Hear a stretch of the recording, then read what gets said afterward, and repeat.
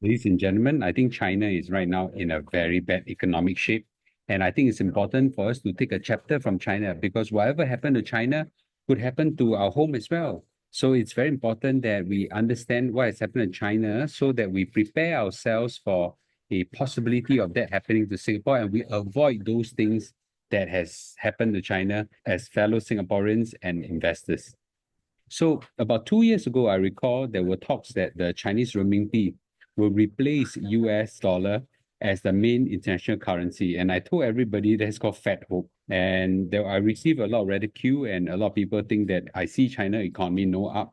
And I don't think it's a bias, and I give a accurate reflection of what I think about Chinese economy. And I specifically warn everybody not to touch Chinese stocks. And I think I was probably the lone voice in the desert about that. Guess what, right? Today, I don't think anybody will disagree with my findings, but it's important for us to understand what's happening with Chinese economy because there's a lot of learning lessons there for all of us. Let's watch on. These are my usual disclaimers, and let's go. So the latest results of the Chinese economy shows that the economy is slowing down further in August and extending a very gloomy outlook. And there is weaknesses across the board, and there is a lot of calls from the economic world to have support from the central bank and from government for fear that what has happened to Japan will happen to China. Just for everybody's context, Japan had a 30-year recession, 30, and the experience of Japan that led to the crash is similar to that of China. So everybody is very worried that that could happen to China. So the Chinese economy is going through a slow and painful grinding adjustment, says famous analysts. And I think it's something what the professor of international trade at Cornell University, Mr. Eswar Prasad says, that the Beijing economic outlook for the second half now is flashing red or close to red. And I think this is quite a serious issue because it has global implications throughout the whole world. Interestingly, what's happening to China is the reverse of the pain that we're experiencing in the rest of the world.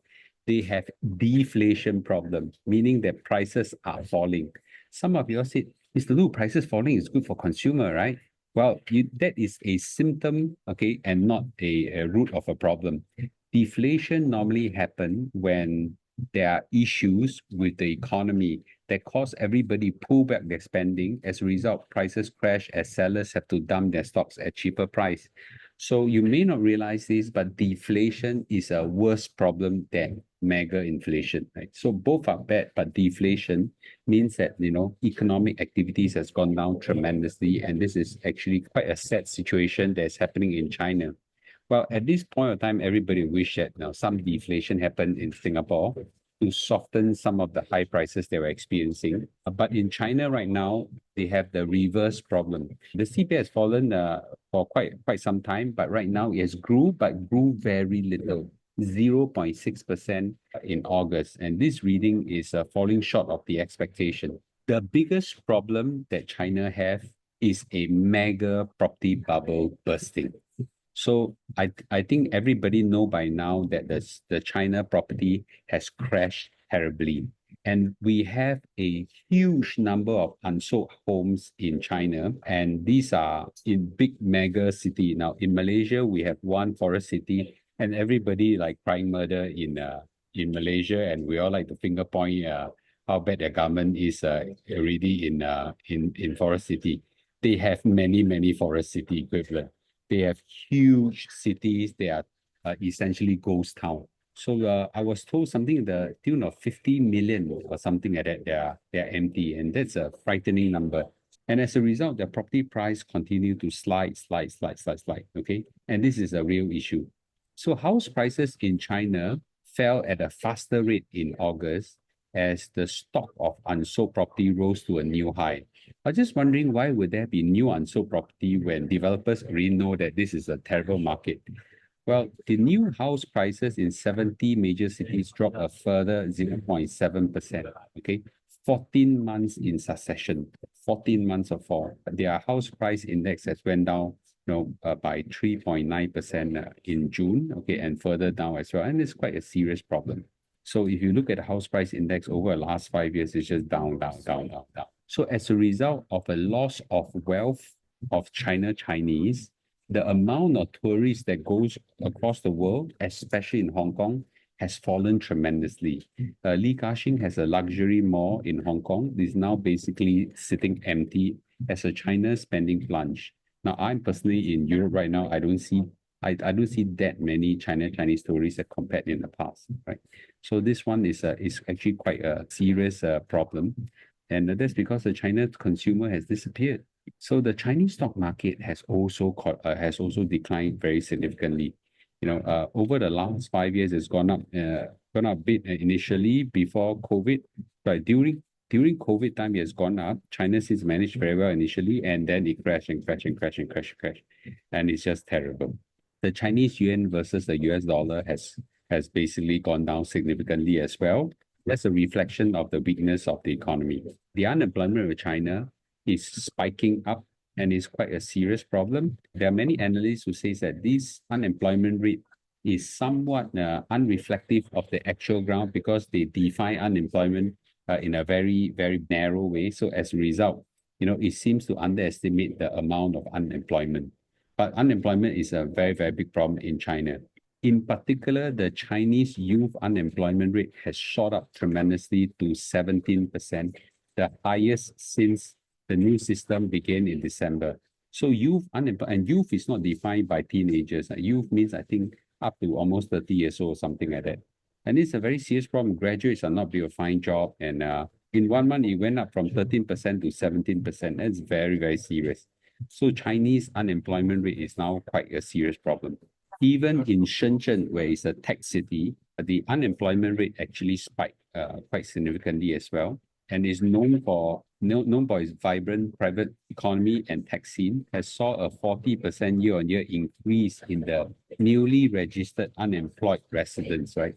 So an analyst claimed that the real unemployment on the ground and across the country should warrant more attention, and seriously the big level of unemployment. And this is something for concern because when there's a lot of unemployment, there is social unrest potential. The amount of foreign direct investment, FDI, has fallen significantly as well.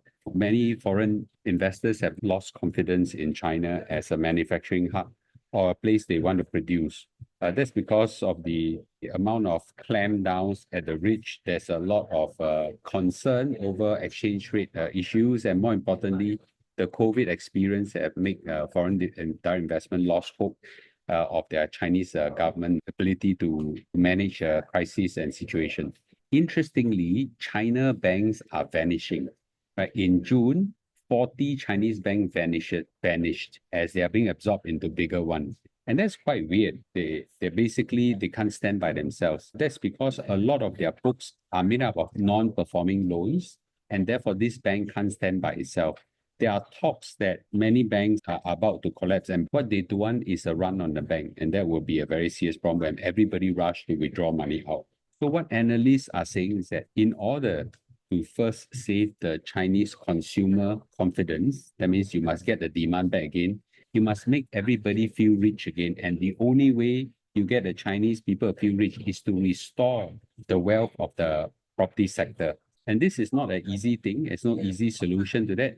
The US took many years to resolve the 2007 and 8 global financial crisis, and China must learn from them, but it's not an easy solution. So what's the lesson for all of us in Singapore? What happened in China is totally irrelevant to us, as many of you might claim. But not really. There are some lessons for us.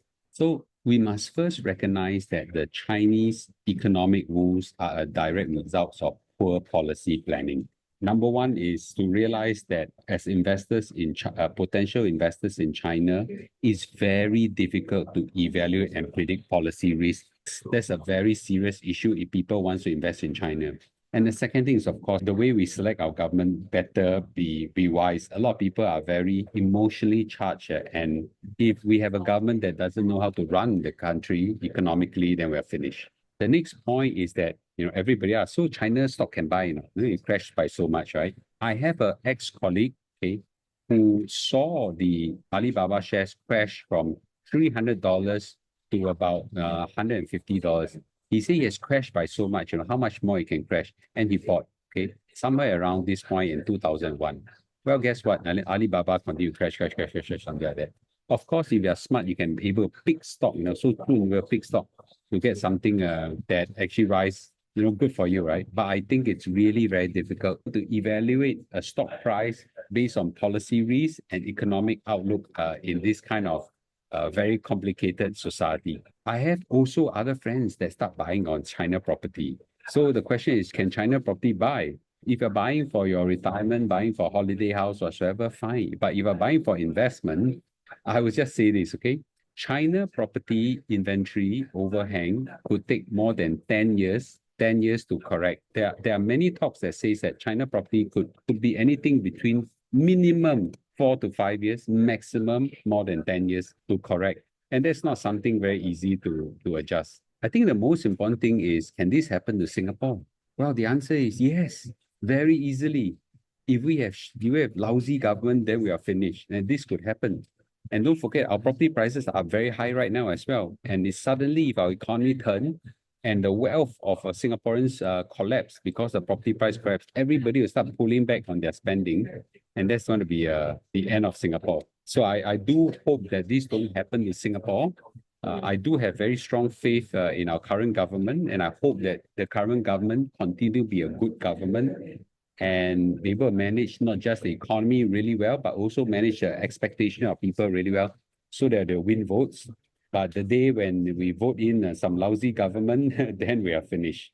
I also not say this, nothing good lasts forever, right? So it's important for us to diversify. Now, a lot of people know that I'm very a big fan of US, but I also diversify our US as well.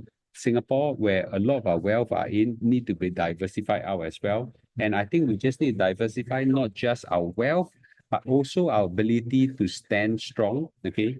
If we have to go overseas, we must know how to handle overseas environment as well. Diversify our skills, diversify our outlook, diversify our wisdom and knowledge. I think those are very important, not just diversification of our wealth.